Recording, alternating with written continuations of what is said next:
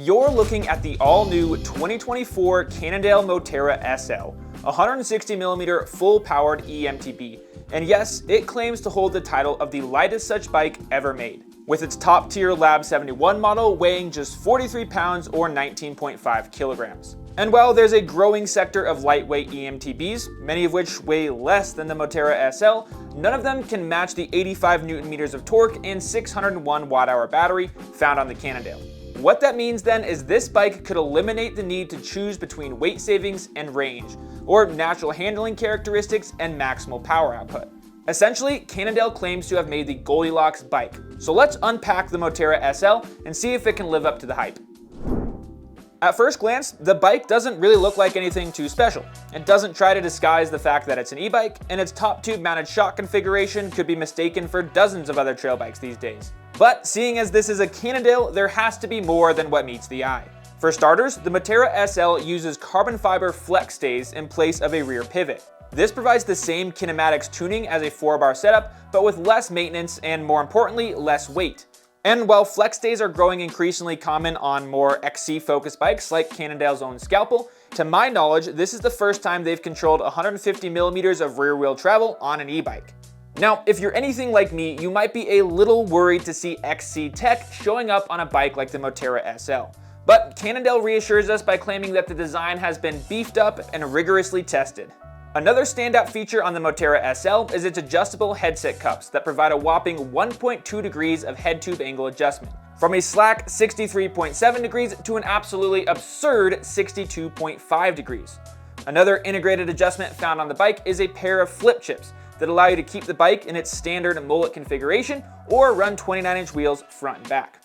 The rest of the bike's geometry is relatively tame, especially in light of that 62.5 degree head tube angle. The size large features a 470mm reach, 648mm stack height, 453mm chainstays, and a 77-degree seat tube angle. Lastly, the Moterra SL is available in 4 sizes, small through extra large, and each size obviously gets its own front triangle, but also comes with size-specific chainstays. Next, let's talk about the drive unit. The Moterra SL uses Shimano's EP801 motor, delivering up to 85 Nm of torque and 65 watts at maximum power, significantly more than the smaller units found on most sub-20 kg E-MTBs. Cannondale has custom-tuned 4 power output modes for the bike: Eco, Trail, Turbo, and Boost, and claim that the bike can get 43 miles or 70 kilometers in the Eco mode. Given the lack of standardization around range testing, it's hard to say exactly how this compares to its competitors, but it's safe to assume that it will outlast just about anything else in its weight class.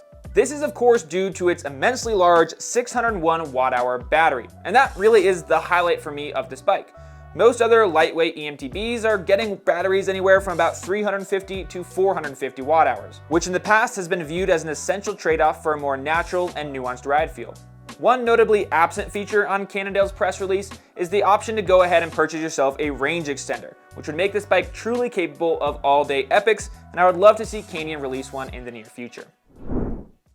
The Moterra SL is available in 3 builds, ranging from $7,000 all the way up to $14,000. And like I mentioned at the beginning of the video, each one of these bikes comes with 150mm of travel in the back and 160 up front. The base model Moterra SL2 is the heaviest of the 3 bikes, coming in at 45.4 pounds or 20.6 kilograms. It features a Fox 36 performance fork, Flow X Performance Elite shock, and 4-piston Shimano Dior brakes. The bike also comes with a Dior drivetrain and, interestingly, an XT derailleur.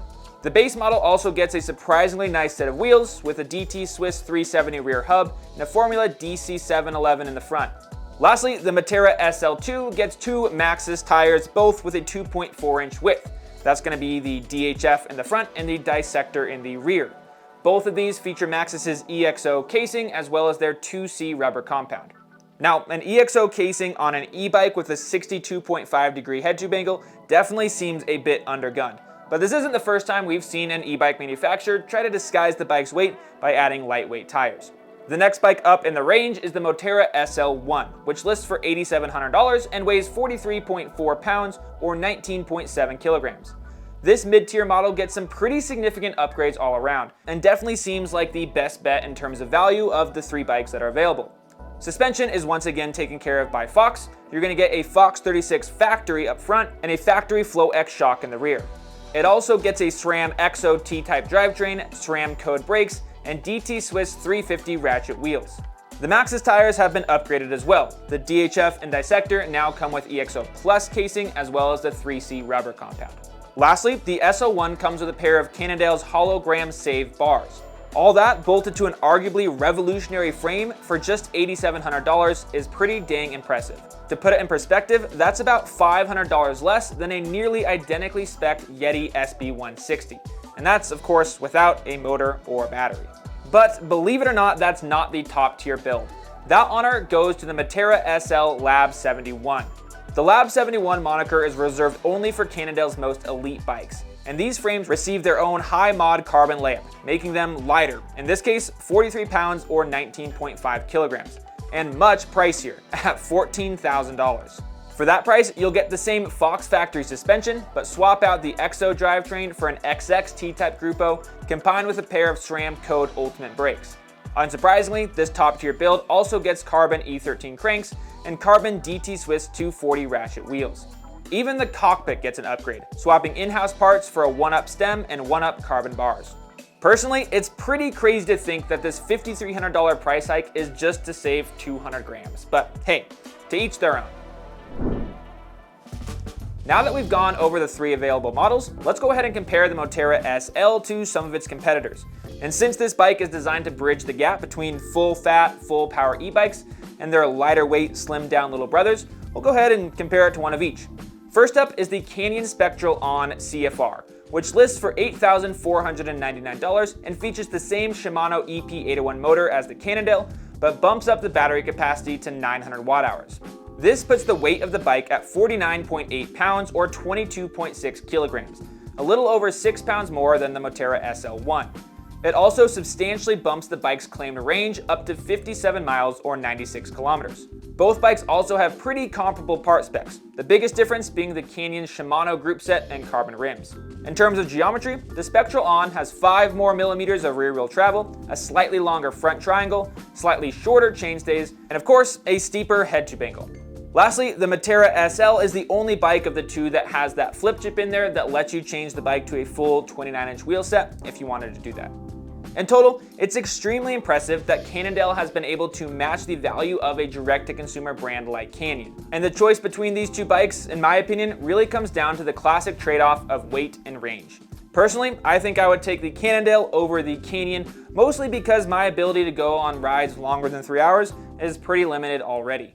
But like I said earlier, if Cannondale did release a range extender for this bike, then I think that would eliminate that question altogether, making the Cannondale an easy win. The next bike that I want to compare the Moterra SL1 to is the Santa Cruz Heckler SLS, which lists for $8,699 and weighs 42.5 pounds or 19.3 kilograms, just 1 pound less than the Cannondale. The Heckler SL is a perfect example of the modern lightweight EMT market. It features a Faza Ride 60 motor with a max torque of 60 Newton meters paired to a 430 watt-hour battery, both of which are so discreetly hidden in the frame that you would be hard-pressed to flag it as an e-bike from across the parking lot. This gives the Heckler SL a claimed maximal range of 33 miles or 53 kilometers.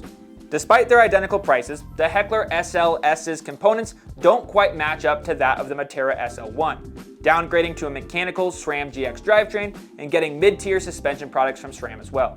There's less deviation in the geometry though. Both bikes feature the same travel numbers and some minute frame differences that only the most nuanced riders would notice.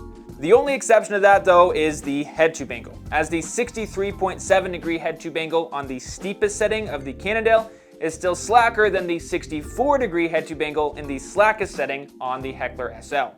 Lastly, just like the Spectral On, the Heckler SL lacks the ability to be run with a 29-inch rear wheel. The choice between the Moterra SL1 and the Heckler SLS is relatively easy for me. With the Cannondale, you're going to get higher quality components, a more powerful motor, and longer battery range, all for the weight penalty of just 1 pound. Now, that's not to say that the Heckler SL isn't a fantastic bike, and I know people who own it and absolutely love it, but it would be pretty hard for me to pass up getting the ability to go on longer rides and the nimbleness of a sub 20 kilogram bike. In total, the Cannondale Moterra SL is an impressive bike, And if it's truly able to live up to its claimed performance, then I think it's going to be pretty dang disruptive in the e-mountain bike industry. We're hoping to actually get one of these bikes in for a physical review later on this spring, so if you have any questions about the bike or things that you'd like us to test while we have it in, then you can go ahead and drop that down there in the comments. While you're there, if you haven't done so already, I'd really appreciate it. Hit that like button, help other people find this video, as well as subscribe to the 99 Spokes channel so you don't miss other videos like this one. Lastly, remember that bikes are for everyone. Have fun out there.